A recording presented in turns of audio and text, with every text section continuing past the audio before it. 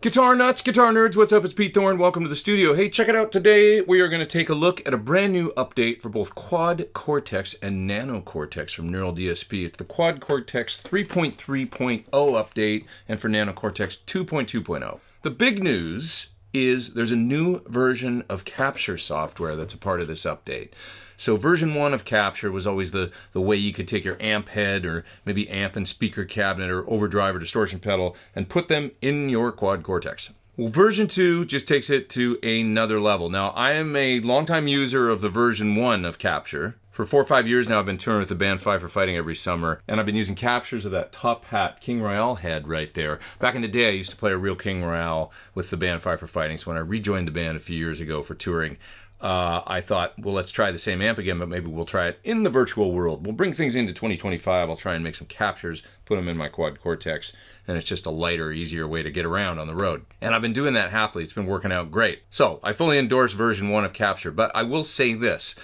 I always heard a just very slight difference between the amplifier, the actual source, or maybe amplifier and speaker cabinet, whatever you were making a capture of, and the resulting capture that you would put in the Neural DSP. The difference that I always heard, and I've detailed this in videos before, this isn't news, I've talked about it before, but I always felt like the captures were ever so slightly less gain and a little bit less high-end detail. So this new version of capture, V2 of capture, actually offloads the processing into the cloud. So you got to have your Quad Cortex hooked up via, USB cable to your computer and the editor for either Mac or PC. You can still set up the capture process on the Quad, but you can also do it in the editor. I almost find it easier to do it in the computer editor. Once everything's plugged in, you're ready to go. You just push go, push capture, and then it starts doing its thing. It's a whole new series of wacky tones that it plays through your speaker cabinet or through your amplifier, maybe if you're doing a direct head capture with a load box, something like that. And it takes just a little bit longer. Not a super long time, but it's probably, 40% longer process than the original version of capture, the V1 version. I assume because it's doing it out in the cloud that it's just more processing power. They're able to do it on their own servers or whatever, and they can get crazier with the, calculations and the things that it's doing out in the in computer brain land.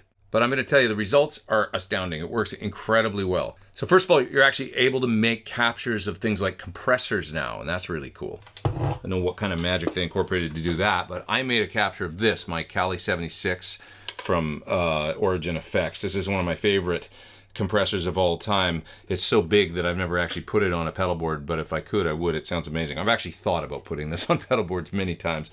It would just take up like a quarter of the pedal board, that's all. But it sounds incredible. It's probably my favorite pedal compressor of all time. So I made a capture of this, and that was what you actually heard on the clean guitar part on the song at the beginning of the video, as well as on the bass guitar on the mellow song at the beginning of the video. right at the top where you heard me turn on all the blocks within a patch. First off, you heard the amp and cab capture I did of my PT100 clean channel back there. And then I did a version 2 capture of the Cali 76, and you heard me turn that on. So it's the first time I've ever made a capture of a compressor. So stick around to the end of the video, because at the end of the video, I'm actually going to show you a direct A/B comparison between version 1 and version 2 of capture software. Going to make a version 1 capture of an amplifier, my bad cat back here. And then I'll show you a direct A/B comparison of the amp to the capture. And then we'll make a version 2 capture and do the same thing. Directly compare amp and capture, and you're going to hear what I heard, I think. But first up, before that, I'm going to walk you through some of the sounds and some of the new stuff that's in CorOS 3.3.0. So for example, there's a whole bunch of new included amplifier captures, and I used some of those as well as making some of my own captures. So like for the heavy rhythm guitar on the song at the beginning of the video, the heavy tune, I used a brand new factory capture of a Fryette Pitbull 50. And a new speaker cabinet capture of a Mesa Stiletto 412 with V30s. Why don't we give that tone a listen right now? Let's check it out.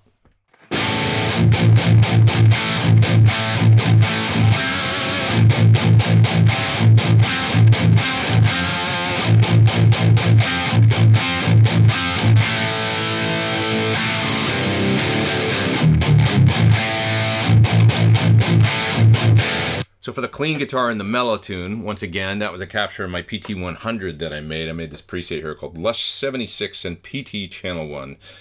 So right there you can see my Cali 76, 10 and 2, SAFR, PT100 Channel 1 with the bright switch on. I've got another new included thing that's kind of cool. The modulation on that is micro pitch shift. So it's actually like a brand new block that models the micro pitch shifter effect from Eventide. Added an analog delay, added a Lush plate reverb, and that was that tone. Bass guitar, I used a Bass 400 model and a new capture for bass cab. It was a Ampeg 810 called the Amped VT. I think that's a new capture.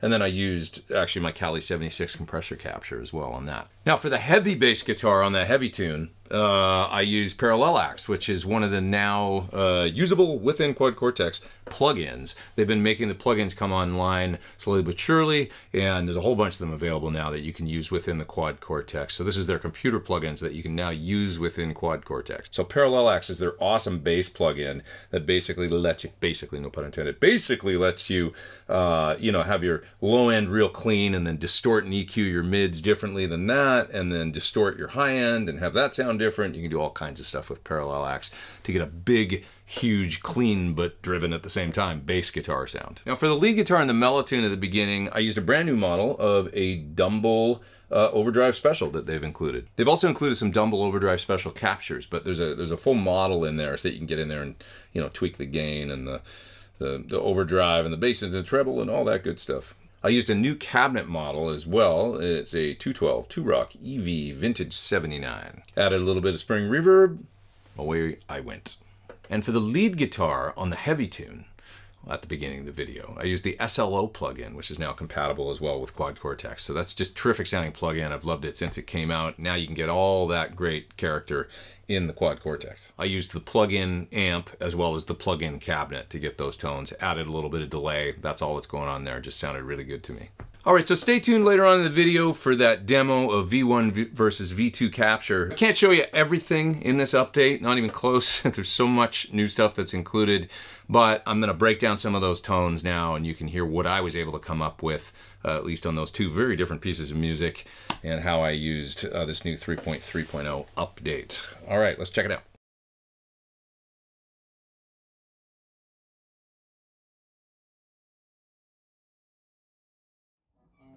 So it's recording. Hear that? Out in my other room.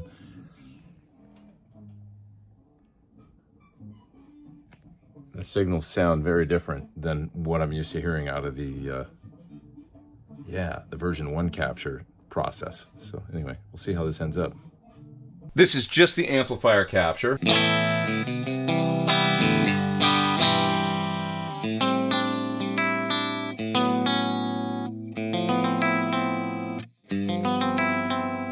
So that's my clean PT100 clean channel capture. Let's turn on the Cali 76 capture.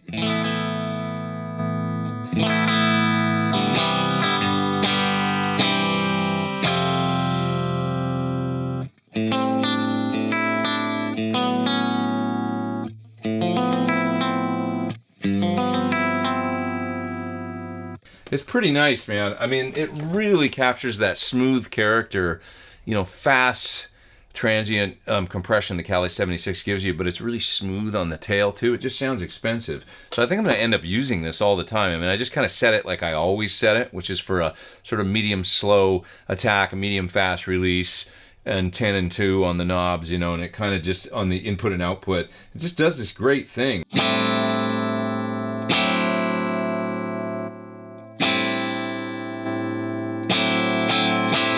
It's not like you get the ability now to kind of make a ton of adjustments within that. It's a capture. So, you know, you've basically got gain, input, you know, volume, and then a 3-band EQ. But anyway, it just sounds great.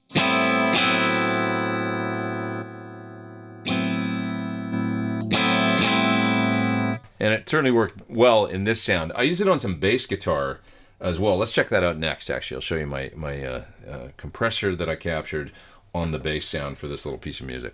Okay, so for my bass preset, I am using a Mesa Bass 400 amp model. I've got it basically set flat, except I boosted high end a little bit, got the treble up.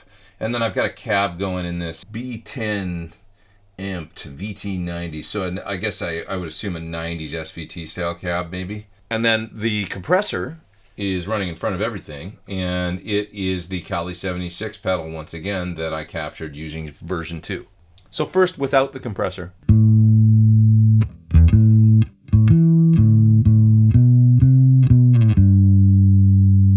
Adding my capture.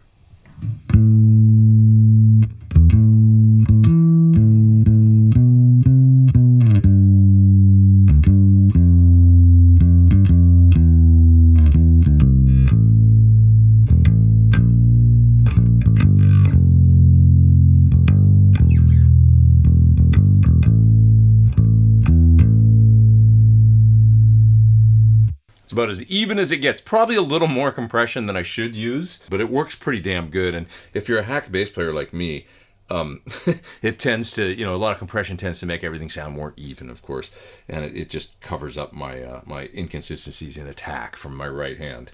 This bass is hotter, you know, than an electric guitar with passive pickups. So generally speaking, you're going to get a little more input into the compressor. It's going to slam a little more, but it does sound cool. You know, it's good as is. So in this new update, there's a Dumble amp model included, overdrive special. So there it is. I added it, made a little preset here with nothing but that and a 2-rock cab, 79 era EVs, and then a little bit of spring reverb after. And it sounds like this.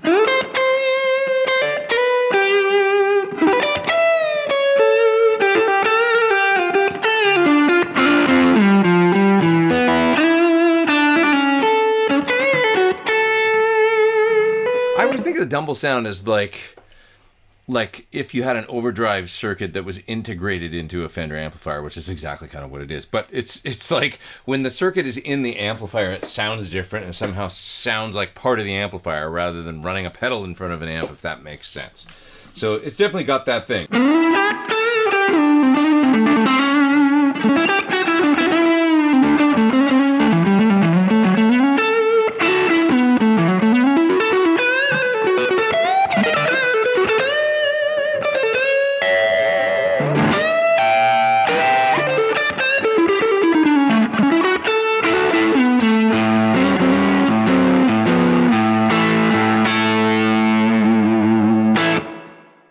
So one of the big things that Quad Cortex users have been clamoring for and asking for is the plug-in compatibility. So I used one of the new available plug-ins for the bass guitar and the heavy part. It's the Parallel Axe. They're a great bass plug-in that allows you to kind of split bands into lows, mids, and highs and distort the mids and the highs separately and keep the low end clean and compress it if you want all kinds of good stuff. The Nolly, the Plini, the Fortin Nameless Suite, Parallel Axe, Soldano SLO 100. You can now, you know, access all of those within the Quad Cortex. So let's check out the bass part that I did with Parallel Axe.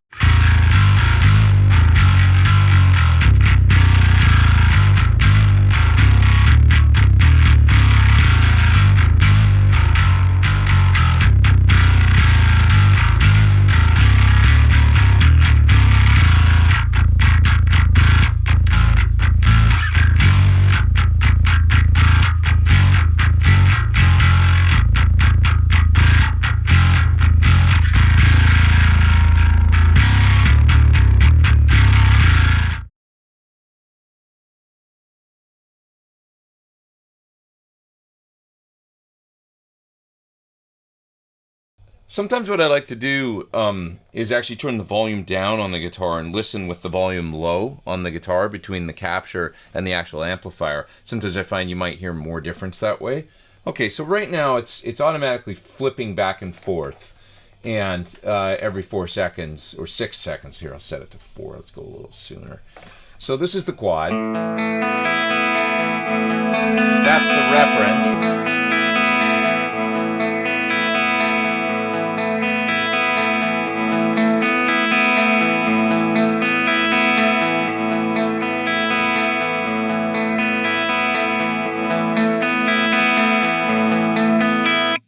Okay, so you could hear it flipping back and forth. One sounds, this is the volume on the guitar on like 3. One sounds ever so slightly like a little brighter and clearer, just a little more juicy to me.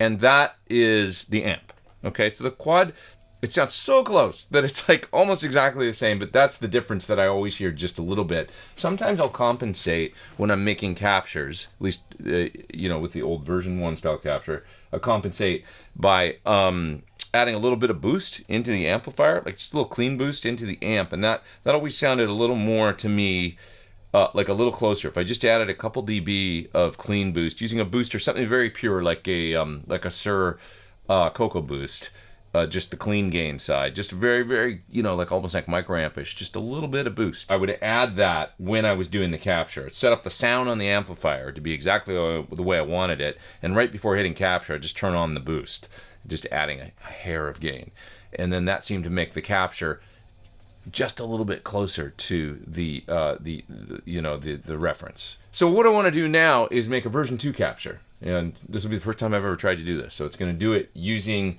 you know, the Cortex cloud. Do it out there in the cloud world. So let's give it a go. It's done my capture, and wow, I'm pretty damn impressed. I'm gonna manually flip back and forth. Let's do it first at full volume. Here's the capture. Here's my amp.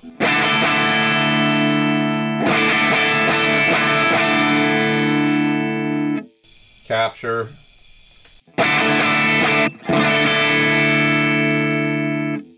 Amp. Okay, let's do the thing now where I turn the volume down on the guitar. Okay, so here's the amp. I'll flip to the capture.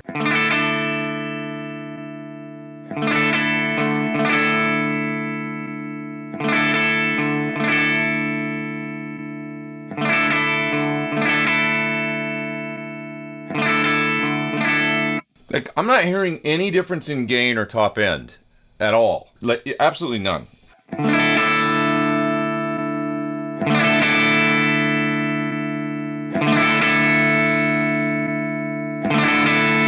It just sounds like exactly the same sound to me, to be honest.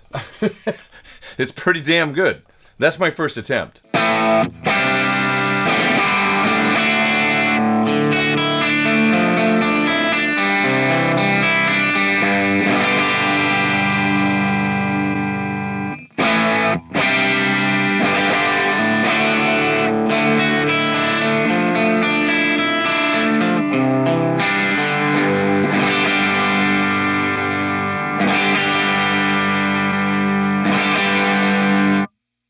Wow. Let's do the thing where I set it to automatically flip back and forth every 4 seconds.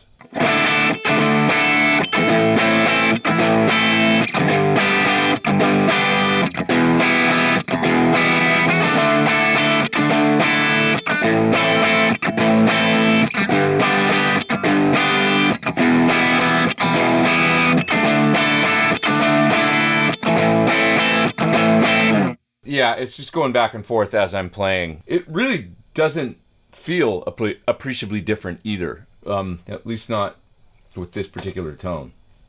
Thanks for watching my video on 3.3.0 for Quad Cortex, as well as 2.2.0 for the Nano Cortex.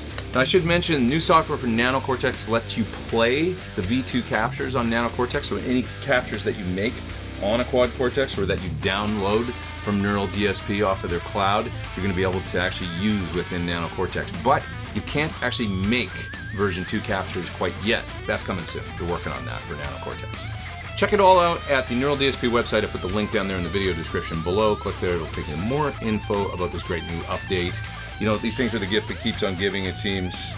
You know, you get them, and then a couple years down the road, they do even more stuff than they were able to do when you bought them. So thanks, Neural DSP, and thanks you guys out there in YouTube land for watching. I appreciate it. I'm Pete Thorne. Take care.